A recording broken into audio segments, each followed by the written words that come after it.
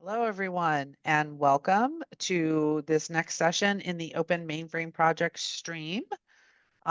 This is session 4P as in Paul. I will remind you that the session is being recorded. Don't forget to fill out your session feedback at the end. If you have questions for our presenter, please pop them in the chat and we'll make sure that they get asked and answered. This morning we have Chad McIntyre from IBM, who is going to present Zero to PyPI, developing open source zOS Python packages. Chad, welcome, and you have the floor. Thank you so much. Welcome, guys. We're here today to talk about Python packages, in particular, delivering them to the Python package index. So with that said, let's dive right in. Oh, sorry. All right. So the first thing I think it's probably makes sense to think about is well, why would I do this, right? What's the reason for me to actually produce or package or upstream a Python package to an open source repository like PyPI? So with that, in the air, what are the reasons? So obviously there's an element of personal branding and pride and things of that nature where, I've produced something that others consume and things like that. But there are other very, very powerful reasons, right? One is to reach a massive audience, right? If you can share your code with a very large repository and be part of sort of that center of gravity in the Python universe, right? That increases your visibility, right? And it also gets you a lot more focus or attention and expansion in terms of your package and people who may use and may contribute to your package.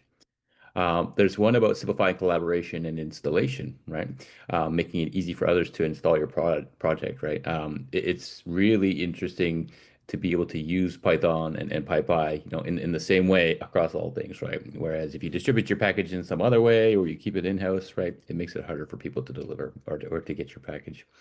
And then finally, improving code quality and visibility. The lens of the open source community and sort of the policies and sort of the best practices that they've put together really does give a powerful set of benefits in terms of that. So that's another great reason, right? So there's all kinds of good reasons to kind of create a package and upstream it to PyPI and get that kind of exposure. So with that, the call to action here is really to kind of think about, well, what kind of package could I create and upstream and make valuable and make available on PyPI that's useful for the community. So with that, let's kind of zoom out a little bit and think about, well, what kind of things should I upstream, right? What are candidates for this? So the first is, things you should package, right? Things that make sense or are good candidates for packaging are things that are reusable code. So you're thinking about things that are libraries, collections of reusable functions, classes, things like that, where you're going to have a good set of reusable material. Frameworks, things you've built to kind of help people build other things, right? Again, very usable, very amenable to upstreaming. And then tools, right? Very useful tools that can help you process things and do things that are repeatable and useful going down the road. On the flip side, what should you not package or what should you avoid packaging? Non-reusable code, right? So things that are application specific in your shop or things of that nature, right? So probably not too many people going to be interested in contributing to that. Internal tools, experimental proof of concept stuff, like all of this stuff is sort of, not really good candidates for upstreaming. And then we have, low quality or incomplete code, things that are kind of in the midst or things that are, sort of, I'm not too invested in this. Those are the kinds of things we want to avoid. So, kind of with that kind of division, you kind of get a feel for, okay, well, what would it make sense for me to package versus what doesn't make sense to package? So with that, what I'll do now is I'm going to walk through kind of the steps of the process, right? What it takes to kind of go from sort of your starting project, right, and kind of go down to, actually publishing this package on PyPI. So that's going to involve us doing some project setup and things of that nature. We'll talk a little bit about writing clean code and why that's important in this realm. We'll talk about testing and why that's also really important in this realm. We'll dwell on open sourcing and what that kind of looks like and, kind of moving parts there. We'll talk about how to actually do the packaging, and then we'll talk about how kind of how to deploy it to PyPI, and what happens after you kind of deploy it to PyPI. All right. So let's talk a little bit about project setup and whatnot. The first thing I'll strongly advise is if you're not familiar or you're not used to using virtual environments, it's a critical workflow tool for developing and shipping packages. It helps you contain your work, right? So it isolates what you're doing into a nice sandbox. It helps you avoid version conflicts, so you can kind of do some of these things that get you the dependency freedom, right, to work and do those things. And most importantly, it's easy to clean up, right? So once you've made a mess or you've got something that kind of went off the rails, it's easy to get rid of and start fresh. And of course, it's very easy to use virtual apps. Python 3-m VM invokes the virtual environment module, and my VM here is the name of my virtual environment. To activate it, simply just either a source or a .myenv bin activate, and then you're off to the races. And then deactivate is simply as simple as running the deactivate command. All right, so let's talk a little bit about organizing your project for success. So there's a couple of core things you want to look at here. So the first is clear structure, right? Standardizing your repository organization for easy navigation. So what we'll see is open source projects tend to follow a very specific structure, right? And the good thing of that is it helps people kind of quickly adapt to figuring out, okay, where are the things I need to know about in this specific package or project when I get to it, right? So that's going to kind of grease the wheels and help people kind of, contribute easier, right, and consume easier from your package. Modular, separating code into logical kind of modules for maintainability. Again, if you've kind of got a package where it's very difficult to figure out where a certain piece of logic lives, right, it makes it harder for people to kind of join you and participate with you. Test driven. This is key because if you're going to be accepting changes and whatnot from folks you don't necessarily know, and there needs to be a way to kind of proactively, help them help themselves in terms of making sure what they did works, right? So from there, document it, having things around, what the purpose is, how things work, what we expect from users, contributions, things like that. And then always examples, right? Having examples for how to actually use the code in question is helpful. All right. So let's kind of zoom out and or zoom in a little bit actually and talk about why clean code and modular code matters more in this realm, right? So first and foremost, from a reliability and maintainability perspective, right? Getting this faster ability to onboard, right? And the easier way to kind of understand and collaborate with folks, right, is going to be really powerful, right, in terms of that. So having a very organized and understandable structure for somebody is going to give them a very powerful way to onboard and get to your project. On top of that, we've got modularity for and clear interfaces, right? You've got this notion of it's very clear how to use this, and so when you go to make changes and things of that nature, you're not going to break people or I'm reorganizing and shuffling things, and it's making it difficult to consume this package, right? So because you're publishing now a public interface and something that others are using who again don't necessarily work closely with you, this becomes a very critical thing. And then we have coding standards and documentation, right? Consistency, knowledge sharing, and automation, right? Giving people kind of those handles to be able to kind of work effectively with um, this project. Okay. Um, that said, messy code actually costs more as well in the long run. So this is another great reason to focus on this. It slows down development cycles, right? Kind of hacking together sort of is expedient in the moment, right? But it typically leads to that rework later. And so, getting that focus and that upfront thought about those kinds of organization constructs will help. It makes debugging and onboarding harder again. So if a collaborator struggles to kind of understand where that code is, right, and how to get there and they need your help, right? I gotta talk to somebody to figure out, okay, where is this part and things like that. Like that slows everything down and makes it more painful for everybody to participate here. Whereas if it's clean, you get a much more smooth experience from that. And then we have a higher risk of failures, right? Because you've got this poor modularity and we've got all this, interweaving and cohesion between things, you end up with bugs that kind of ripple through and things of that nature. So kind of segregating that content and then that capability is going to give you a great way to protect against those things with some structure in your code. So the net is here, clean code actually does pay off. All right. So let's talk about testing the package, right? So we've talked about sort of the importance of kind of arranging and organizing my code in modular structures and the things of that nature. But next we need to kind of figure out how to test, right?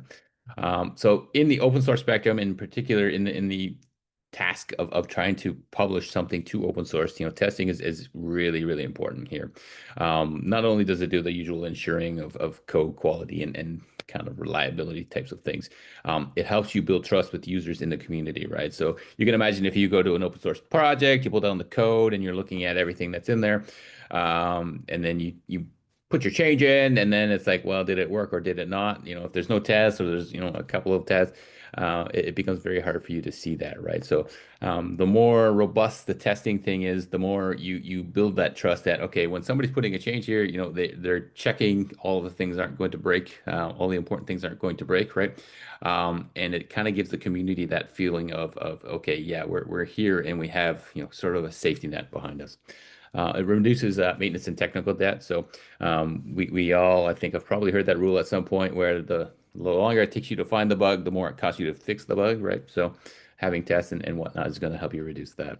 Uh, Fosters collaboration and contributions, right? So again, if I'm back at this question of, oh, I need to actually go through and figure out did this work or not, right? Or even if it didn't and something just went wrong, but I can't tell what, those are the really challenging things. So removing those barriers helps you get contributors in collaboration. And then on top of that, enabling automation and guardrails. This is going to be key for your open source project. Okay. And then some of the perils of not testing here, right? So the as I just mentioned, the delayed identification of issues and whatnot, right? So there's nothing worse than having that bug that showed up and it's like, how has that been there for 6 months or 2 years or whatever it happens to be? That increase in maintenance and debugging time, frustrated developers and users, technical debt, and decreased project sustainability, right? So this is another thing where, the more mess you make and the more friction you add into the development process, right, the less you're able to kind of move forward fluidly. And of course, we've got missed opportunities for collaboration, right? So if it's just kind of a tangled mess and there's no real way to tell that what I'm doing is working, people may just say, okay, this project's not for me, right? So. All right. So a couple of quick things I'll touch on from frameworks. So there's a couple of very classic ones. So I'll mention Python unit test here purely because this is part of the Python standard distribution, right? So this is built into the interpreter or into the SDK. And basically the net here is you can write and run unit tests. It typically follows a very common convention where, you name files as either test underscore start.py or unstar under test.py, and that will trigger the tool to figure out that there's tests in here. And then there's just simple commands to actually run those. So I won't spend too much time on unit tests because I'd like to kind of focus you on PyTest, which is sort of a value add package. So PyTest is actually an open source project. It's available on PyPI, which is a great kind of drink your own Kool-Aid kind of thing here, where we've got what we're consuming from the same package repo that we're trying to publish to. It has some powerful features, which we'll kind of show and talk about a little bit later on here. Simple enough, pip install pytest will get you the package, and then it's just as simple run the pytest or python-m pytest. Here you can run one module or you can run test case in a module, right? So you have lots of flexibility around these kinds of things. And so I've left some documentation here. I hope to get to a live demo towards the end. We'll see some of my tests in a project I did, right, as a sample of following exactly this process. All right. Best practices for writing effective tests. So this is always kind of the tough part of the equation, right? So I understand and agree in theory tests, right? But how do I kind of do a good job of it, right? So a couple of guiding factors here, right? First is focus on the right things. Focus on sort of these user flows, catching those edge cases and that key functionality, right? So there's always this question of, do I test everything or how do I focus on what to test? This is guidance around that. Always try to make sure that you have independent and isolated tests to the degree you can. This maximizes the information that a test will tell you, right? And it also maximizes the amount of information you can get from your full set of tests. So the key thing there is, if you have all tests go through one path and that one path happens to have a bug, right? Now all your tests fail, right? And so now you have a really bad ability to see what else is not working in your project. So to the degree you can, and this comes also back to the modularity and kind of organizing the structure of your code. having isolation in your test is going to help you a lot. Making them simple and readable. So this comes back to the, if you're expecting people who are new and like I said, don't work with you day to day or on your project day to day, the longer it takes them to figure out and digest what this massive test is doing, as an example, the more friction there is and the more likely you're to kind of introduce a reason for them to not, right? And that's what you want to avoid. Give up on 100% coverage, right? So there's always this, dream in the offing of, I've covered all of my statements and things of that nature. That tends to be, in many cases, very unrewarding. So you'll get these things where, there are exceptional circumstances that it just takes a monster amount of things to set up an environment to do, or requires you to get close to crashing a machine, which is very unfortunate. So, those are the kinds of paths where it's like, okay, maybe we don't need to cover those specific paths, but it does vary by situation. And of course, automation. By making it easy for developers to run, right? They're going to do this and use this as part of their habits. And it also makes it very easy for you to put this in a CI/CD pipeline to get quick feedback. And that'll be key for automating and working, better with the actual community.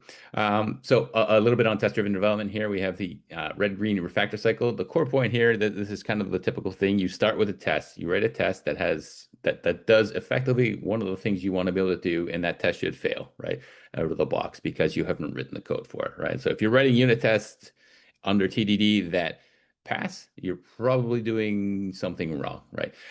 So the idea is you write this failing test, right? You're in the red state. You then go to your code and you write only the code that is supposed to make that work, okay? And that makes the test pass, which transitions you to the green state. At this point, you've done the implementation and you've figured out, okay, this is what was needed to implement and make this test case pass, which is great. From there, the next part is cleanup or refactor. So, what you wrote doesn't necessarily look like what you want to commit or actually implement in the actual solution. So what you want to do is do some refactor. And here you'll see there's a cycle back, right? So during this, you may end up making that test case fail. It doesn't necessarily need to happen, right? But the fact that you've got a test means that you can do this refactor with confidence, right? You can say, okay, I'm going to go rework this stuff and things like that because I've got a test that's actually testing this. And so that's the core thing. So this is just a quick loop to go through to kind of build up and use tests to kind of do those kinds of things. A couple of other things here, right? It helps you test these things incrementally, right?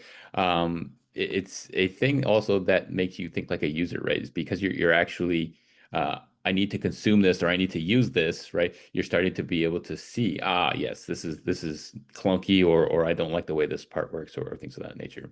And then of course, test-driven design, right? Because you've got this notion of I'm starting from the utility part of it, right?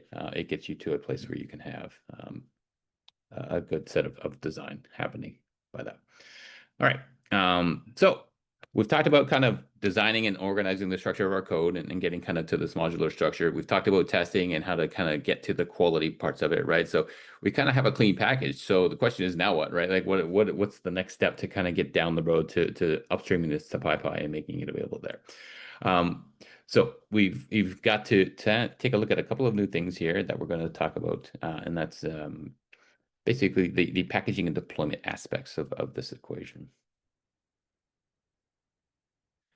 Okay, so on the topic of packaging, we're going to talk about PyProject.toml, which is pretty much the modern day de facto standard for how to do this, right? And so it's kind of going to be the heart of your Python project, and you'll see why in a second here. First and foremost, it offers unified configuration. So in terms of all of the sort of build infrastructure and the packaging infrastructure, it's going to give you all of the handles to do that, but it's also going to give you things like how to control code coverage or how to control style checkers or linters or things like that, right? So it gives you kind of that one project central place to configure all of the different things. It's an industry best practice. It's integrated with a bunch of tools, right? So packaging tools and things like that know how to work with this thing. So you kind of get a more fluid development experience like that. And then enhanced reproducibility, right? Because you've got these project dependencies and everything getting very well spelled out in this well-formatted file, right? It becomes very straightforward to maintain consistency and reliability of your package builds. So let's take a quick look at what one looks like. So this is, the kind of the very simplest of bare bones ones that's going to let us build a package here. So at the top, you see we're expressing what the build system here is. So here we're going to use the setup tools package. There are other options here, but here this is simple enough to suit our needs. And then we've got some metadata about our project. So we're going to give our project a name. We've got our version here, our semantic version. We've got a brief description of what our project's going to do, some information about the authors of the package, and then, as I mentioned, dependencies, right? So if I had dependencies, packages my package depends on, then I would express them here. So this is very simple to do. You put this in the root of your project, and that's as easy as it is. And we'll get to a more interesting example in a little bit. All right, so building your package for distribution. So once we've created that Pi project at Tunnel, building my package actually becomes incredibly simple. So I'll touch on two parts here. So there's two core ways to distribute packages in Python. One is a source distribution, or we call sdist. And that's just a compressed archive of source code. It requires the user to do compilation and installation on their machine. So the nice thing about sdist is this is a fail-safe and a fallback, right, in terms of getting a package. So I'll introduce built dist and then I'll kind of explain how these two build on each other here. So my built distribution, or bdist here, is a precompiled package for immediate installation. So this makes it much easier for a user to consume, right? Because it's already kind of pre-assembled inside, and it's faster to install that way. The trick is a built distribution needs to be built for the platform that your user is using it on. And in certain cases, they may not have access to the platform that you're building on or that you've built for, right? So you may not have produced an ARM build or a zOS build or an Intel build for your package, right? So this is where pip and that mechanism actually is really powerful, because it will revert and fall back to the source distribution if it identifies that somebody's trying to install your package. There's no bdist for my platform. It will grab the sdist and then do the assembly for them automatically, but it will prefer the bdist by default. So easy enough to build your package. You do Python 3-m build and you're off to the races. I'll do a quick word on wheels here. So if you're not familiar, a Python wheel is a pre-built package that can include basically a bunch of Python source code, but also natively compiled code and metadata as well. So this is the way we basically achieve a bdist, right? It is, let's say that I have a Python package and it's got some Python source code, and then it uses a native C library to access some specific part of my system. So I can do the build, package both of those things into the wheel, and then distribute that. So now I save my users from having to have a compiler installed and go through the process of assembling and building that library themselves. So that's really the power for wheels, right? It's faster to install, no build toolchain headaches. It's very reliable, right, from that perspective. So you don't run into this, oh, I did pip install package and I got an error when it tried to build because I don't have this header file or something along these lines, right? Very easy from a dependency management perspective. So, it's very easy to swap wheels around and things like that. And it works on multiple platforms. It's kind of a really powerful thing. And that also includes zOS, right? So you can package up your zOS packages and provide them in wheel format. All right. From a project hosting perspective, so the next step here, right, is we need to figure out where to host the source code. I'll start with GitHub, purely because GitHub is probably the biggest community out there to target. And as we talk about sort of open sourcing and getting attention and focus from a developer community, right, you maximize your chances in the biggest audience, right? And so I'll focus there. That's not to say that you can't use another open source hosting solution that you want here. So I've focused purely because of the fact that it's so ubiquitous here. But basically, the core point, you want to make it easy to collaborate, and a lot of people know how to work with GitHub from the perspective of workflows, issues, PRs, things of that nature, right? So you're really kind of immersing yourselves into an already standing up community around that. First class version management and service and things of that nature. It gives you a great place to showcase your package as well. So increasingly you see open source packages represent themselves in terms of a public facing GitHub page. And so that's a really powerful thing you get there as well. You also get some added benefits that they bring along, right? Automatic dependency scanners and other value add tools like this, right? So things like GitHub Actions and whatnot. So this gives you the ability to say, oh, I have a dependency on this Python package, and the version I'm specifying in my package has a security vulnerability. It will flag those for you, right, and help you address those. So just nice quality of life enhancements from that. And then obviously a give back thing here by providing your code, right? You're making it easier for people to consume first and foremost, but you're giving back to them in terms of I'm consuming code from PyPI and from GitHub and whatnot, on my day-to-day basis. And this is a chance for me to offer the same back to them as well. So I won't dwell too much on setting up GitHub. This is a fairly standard thing at this point. I've left a link here for sort of if you're really new to this, this is kind of the hello world journey of setting up a repository and getting some stuff checked in there. But I think that's a fairly self-evident topic. That said, there are some key things you want to make sure that you include in your project here, right? So that you get a consistent and reliable and understandable experience for your users. The first we just talked about a couple of slides ago, which is project.toml. That's going to be all the configuration, the metadata, and information about your project. The second is requirements.txt. This is basically a list of dependencies that your project needs to run, right? Or that a developer needs to run your package or develop your package. And so you want to make it easy for them to be able to establish a development environment by providing this file so that they can do ipip3 install-r requirements.txt, and then they get all of the dependency package that you need. The README is critical, right? This is kind of the landing page or the first encounter most people will see with your repository. So this allows you to kind of speak to them in terms of an overview, usage instructions, and things of that nature. Contributing, these are where you put the guidelines for contributors and developers, right? So this is a key thing because, as you work with people, right, people have different expectations and understandings about what's involved, what's required, what's expected.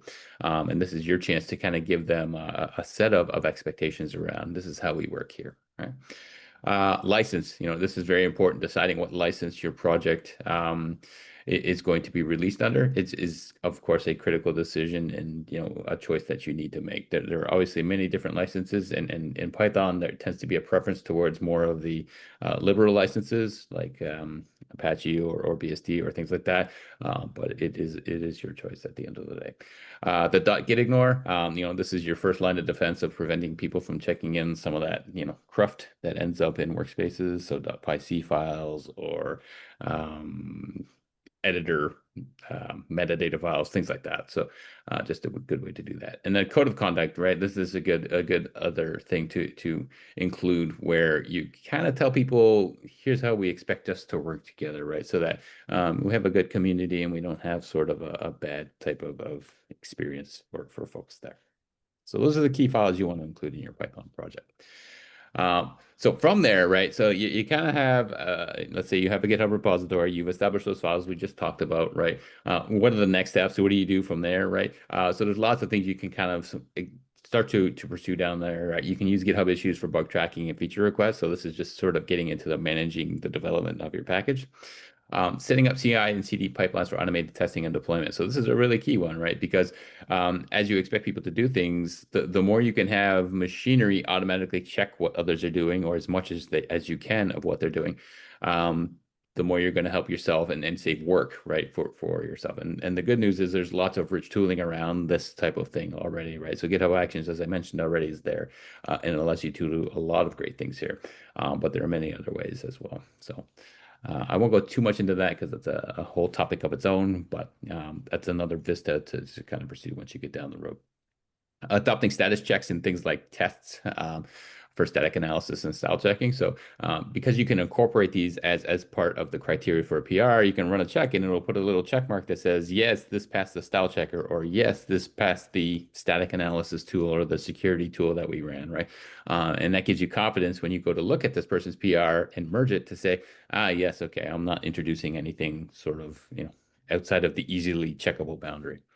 And it allows you to kind of continuously evaluate and improve your repository setup as well, right? So as your project goes, right, you'll naturally get to, oh, we should add this or things like that. So it allows you to do that kind of thing. All right. So, oops, sorry. Wrong way. Okay. So publishing your package on PyPI. So, I mean, really, the question here is why go this last mile, right? So this is, I've kind of got a repository. I can build my package. Why is that not enough, right? And it really comes down to kind of four core things here, right? Simplifying installation for others, right? When you get Python and pip, your reflection is pip install package name, and that's key. Sorry, do you have a question, Don? Oh, sorry, I didn't know I was unmuted. No, good. No worries. Good. Okay. That's why it's keeping up. Okay, no worries. Centralized in a single repository. Again, we talked about this notion of, being where everybody else is going to help kind of get you focus and attention as well. Community and visibility and discoverability, right? So this is the other thing. So once you have a package, right, how do people find your package, right? Aside from your word of mouth or you telling people directly, how do you do that? Being present in a repository like PyPI helps people search, right? So because you can put keywords and metadata and information about what your package does, people can search that and they can say, oh, here's a package that does this, right? And install it from there. So very great assist from that perspective. And it also helps you align with PyPI best practices, right? So because this is an open source community and it's a very big and rich one, there's a lot of framework and policy around sort of how to do the best practices here in terms of, uh, uploading and checking package formats and making sure that you've documented things in specific ways. So it really helps you sort of adhere to some of these best practices. So it's a way to kind of give yourself that guardrail to say, okay, by going to here, I'm following, some of these best practices. So that really helps. All right. So how do you actually do it, right? So what's actually involved in taking sort of my GitHub repository where I've got my Python package and my pyproject.toml and actually get it into a package that I can upload into PyPI. So this actually turns out to be fairly straightforward. So what we're going to do here is create an account on pypi.org. And I'll point out there's a test instance of pypi.org called test.pypi.org, which is meant as a playground. So this is where you can go try things, debug things, and it's not going to impact or make a mess on the production PyPI, right? So really great way to kind of get started is to kind of just go target test.pypi.org, play around and see what happens there. And kind of a no penalty zone like that. So really what we do here is we use this package called Twine, right? So we'll use pip itself to install Twine from PyPI. And from there, it becomes very, very simple. So to upload your package, so you remember we did our Python 3 -m build a few slides ago. So this produces sort of the wheel version of your project and also a source distribution, which is a tar.gz file. So here, those get published into this dist folder. So now when we run twine check dist star, that's going to go and it's going to examine those files that you've built, right? The wheel and the source distribution, and confirm that they're in proper shape and form to be uploaded to PyPI. So we'll do the work to do that. From there, if you get a pass on those two, you see Twine upload dist star. What this will do is we'll say, okay, I'm going to take that wheel and I'm going to take that source distribution and I'm going to upload those to either test.pypi or PyPI, depending on which one you're working with. And it will go through the process. You need to set up some API keys and things like that to make that work, but that's fairly straightforward. And then you confirm your package upload from PyPI. All right, so here you go pip3 install package name, and then it should pull your package name from PyPI. At this point, your package is live on PyPI. That landing page that you saw will be drafted from your README, and you'll be off to the races, right? So a couple of quick kind of additional notes here, right? In PyPI, we typically rely on semantic versioning, so kind of a major minor dot patch type of scheme. So adhere to that as you go forward. And as I mentioned, if you include a README file in this project's root directory, it will be used as sort of the landing page on PyPI. So if I go back a slide or two here, this landing page you see on the right here comes from that README, right? So that's how you control what gets actually shown on PyPI for your package. All right. So I won't demo uploading live, but I did kind of capture a screenshot of me doing this live on a package that I have. And basically, you kind of see it's very straightforward here. I did my twine upload, dash dash verbose, dash dash repository. Here you can see I'm using test PyPI instead of the live one, and then dist slash star. And so you'll see it's going to upload these to the test PyPI. It's picked up two things as we see. It sees my .wheel file and it also sees my source distribution. It's picked up my username and it's using a API token to do the authentication. And then you see it does the uploads and says everything 200 okay on that side, and then it gives me a link. And so you can see now I've got a live page I can go to on the web, right, to see my package on the test.pypy. If I was not using the test.pypy, I was using the production one, it would be live on the production one at this point. So very straightforward, not too much in terms of mystery there, but this is kind of that, okay, the package has been published to PyPI at this point. So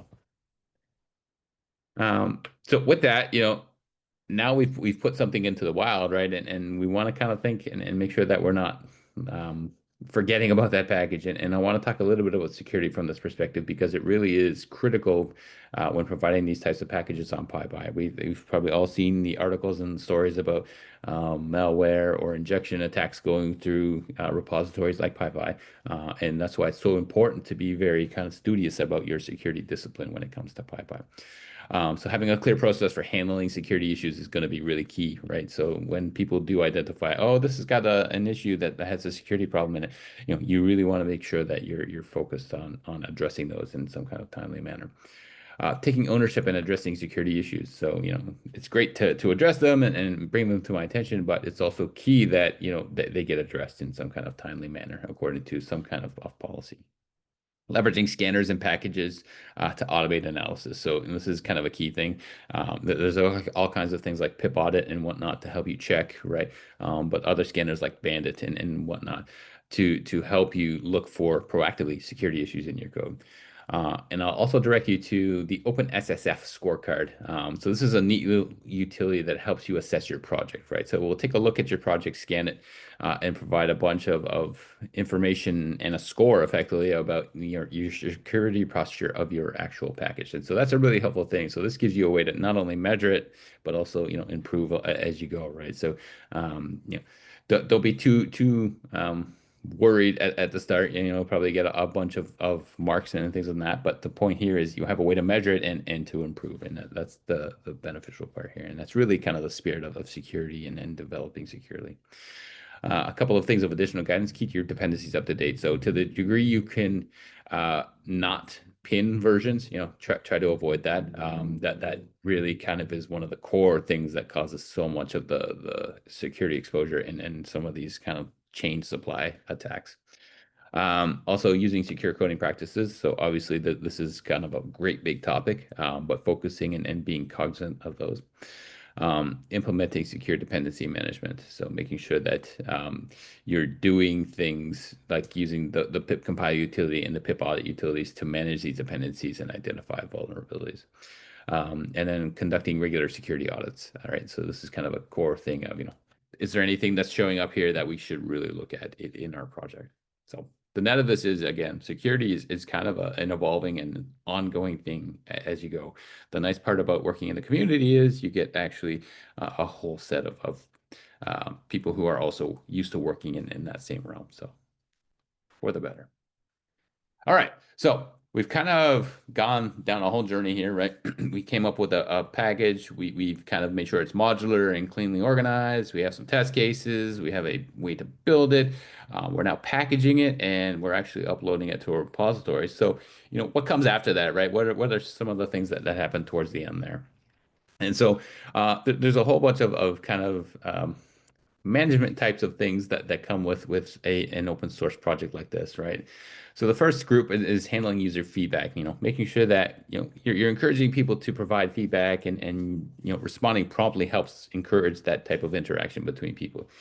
Using issue trackers, right? And things like that to keep those things, being transparent and showing appreciation, right? This is all part of working and valuing the open ecosystem that you're within, right? And benefiting from certain respects. Encouraging contributions, right? So having a contribution guide that shows people here's how to do what we expect, right, to get code in here.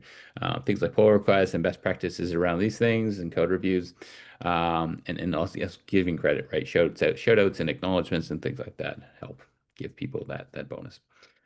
Keeping your package up to date with security updates. We just kind of went through a bunch of this, right? But monitoring advisories, using automated tools to the maximal extent you can, testing thoroughly, and kind of keeping an eye on your OS OpenSSF scores. And then promoting your package. So this is the last one, right? And here, really, this is about, how do I get, I can publish my package, but who's going to find it, right? And this is really about encouraging and helping people find it, not only to help them use it and benefit from it, but also to attract developer attention, right? So, I mean, there's nothing, quite so great as the notion of, oh, here's an exciting open source package. I'd really like to contribute to that, right? I have some value to bring to that, right? So that's really kind of what we're after here. So, a couple of things there, creating that website to have that landing page. So if it's GitHub or you have another one, that's kind of your choice. But having a presence that kind of, is your forward-facing approach to people is the first part. Using social media, right? Posting about this thing and getting the word out so that people have a way to understand and see, oh yeah, this thing's over here. Participating in online communities, right? So the more you kind of curry discussion and things of that nature and say, oh, this thing over here does this, right? And it helps. And making sure you optimize for search. So, there's different metadata and tags and things like that that you can add to things to help people discover your package. All right. So, with that, before I do my conclusion, what I'm going to do is live demo a couple of things for you folks, just to give you an idea of what some of these things look like in case some of them are you. So what I have is a little open source project I did. I pretty much kind of followed my own process here and produced this and uploaded this to PyPI. And you'll be able to go out and find it. It's already up there now, but you'll see it's there. I just wanted to show you guys really quickly what some of these things look like. So in my case, I have a PyProject.toml here, and I said I'd show you a little bit more of a more compelling example here. So what we've got here effectively, right, is a setup tools based build, right? You see my package actually has a name. I have a semantic version. I've added my description. I have my name and email as the actual author. As I've said, I've specified my README, so this will be my front-facing page on PyPI. And then, as I mentioned, I have classifiers here. So this is the set of tags that I'm using to be able to say, these are what you can search for on PyPI as an example. So we just talked about the idea of making it searchable, right? So this is one way you can do that, is you can help people find these kinds of things. And then I have project URL. So this is part of what gets consumed on PyPI as well. It will put links to your GitHub issues, reporting place, and also your homepage for your project. So very straightforward from that perspective. So what we'll do is I'm going to source a virtual environment I've pre-created just for time that has installed basically the build system setup tools and Twine and things of that nature. And this is just so I can kind of show you that. So I've got my project, pyproject.toml. If I look in my source directory, my package source is under there. So what I want to do is I'm going to do Python 3-m build. So what I want to do is I want to build the packages that are going to be used for my upload. Okay, so you'll see this is a very straightforward thing. I've run this and it's going to churn through and it's going to create that. So I'll scroll back up a little bit here. Actually, we'll just kind of focus down here. So you see it's adding different things to the package here. So it's adding part of the Python source code. It's adding my license, my metadata, and various other things that are metadata it generates here. And you can see at the bottom here, I've successfully built zOS disk use 001.tar.gz, which is my sdist or the source distribution, and then also my zOS disk use .whl, which is my wheel file, which is the build distribution of this version. In this case, both are somewhat identical because I don't have any native parts in this package. But if I had native parts, the wheel would have those and the source distribution would. So what happens is these go into the dist directory. So if I look at dist, you'll see I've got those two files there. A little trick, if you want to inspect what's in a wheel, it's just a zip file that's renamed. So you can use unzip to do that. So you see, not much in here, very concise, very tight. And this is part of the fast or quick installation process, right? Is because it's only the really necessary stuff. And that's that. The source distribution has a little bit more. I'll just show you quickly. So you see there's more of the source and the directory structure that comes from the actual project itself within the source distribution. So that's the difference between those two. Okay, so we've built these things. So what I'm going to do is I'm going to make a new test virtual environment called T. And I'll activate that. And so what I'm going to do is I'm going to pip3 install dist my wheel. Okay, so I'm just taking that wheel that I just built and I'm going to install it from here. So you'll see, very straightforward, very quick, right? Processing, installed, done. Okay, so it's there. So if I run Python 3, import zOS usage, you'll see clean. So I imported that. And just to kind of look at that, you'll see there's my package and sort of the things that are there. So package installed, that's great. So I want to run the test. So I've actually, as part of my requirements.txt, included the PyTest and whatnot. Actually, so because I'm using a new virtual environment, I'm going to install those real quick here. Fortunately, I've done this for my previous virtual environment, so they're all cached, and so that's a very quick thing. So what I'll do now is I can run PyTest. So here I've run PyTest. You see it's kind of went through and it's found all the test cases in my repository that have this test under something.py name, right? And you can see they're there. So first and foremost, they all pass, which is great. But maybe I want to see a bit more detail, right? So if I do PyTest-v, you can see I can get down to the test case level, right? So I can see which specific cases are running. So if one would failed, I'd be able to see, okay, which one failed. And one last thing you can do here is you can do pytest-sv, sorry. And that will actually show you the output of each of the different test cases as well. So you'll get standard in and standard out. Sorry, you'll get standard out and standard error that came from those tests. That helps you see that, oh, this was actually running. So if you've changed a test to print specific information, that's helpful or things like that. This is how you kind of get that. So that's great, right? So this is already an easy way for me to do this. I'm developing and I just run PyTest. Okay, I didn't break anything. Good. Another value add thing you can get here. Oh, so I see we're at time, so I'm gonna park there. It's really easy for us to add coverage, right, to this. So if you look at the PyTest cov, you'll see that you can quickly get test coverage for that. But then that is, I want to just kind of quickly go back, right? Making sure that your code is clean, modular, tested, creating a well-structured repository with your essential files, leveraging the virtual environments to simplify package development and testing, using a testing framework, right? And making sure that you've got those great kind of capabilities there, publishing to PyPI to centralize, and then maintaining and promoting your package. For inspiration, I've kind of showed you the bare bones or sort of the starter point. This package that I've linked here, the PyRack package, these people are way down the road in terms of how much you can do in GitHub and other tools and PyProject.toml. So if you're looking for inspiration for what to do next, that's a great place. Beyond that, I've left, first and foremost, a call to action. What Python can you share with the world, right? Knowing what you know now.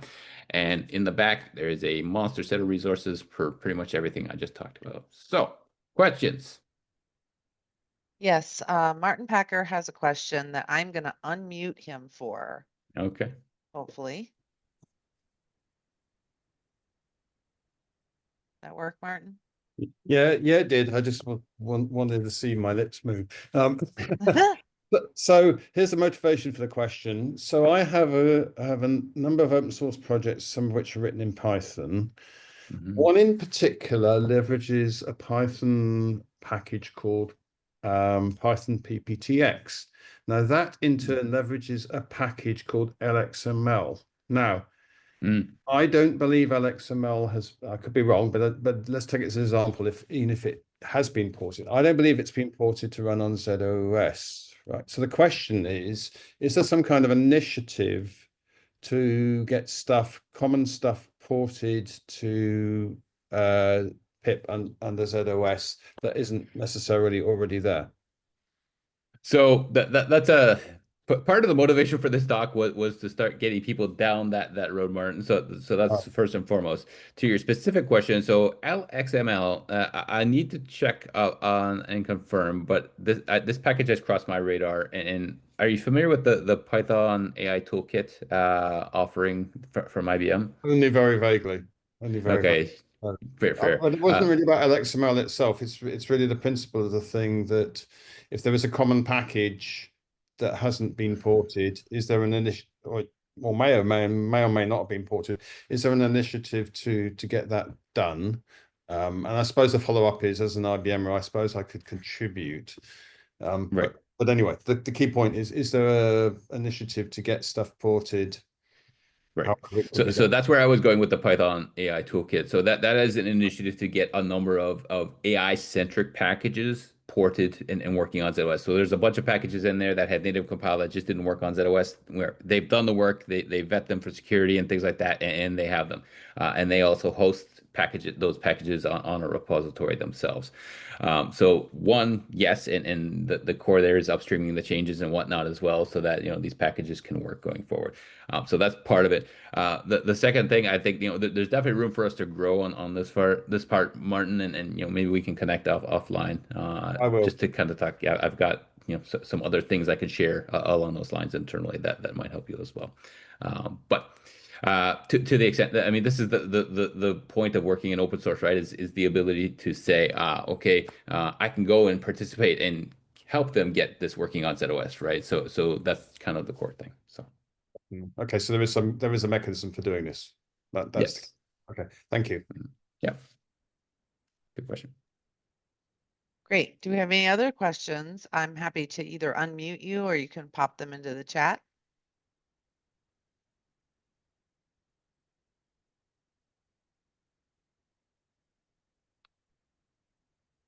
Okay. Not seeing anything. So, thank you, Chad. Folks, remember to submit your session feedback. This is session 4, P as in Paul. Thank you very much. And thank you, Chad. All right. Thanks, guys. Have a great day.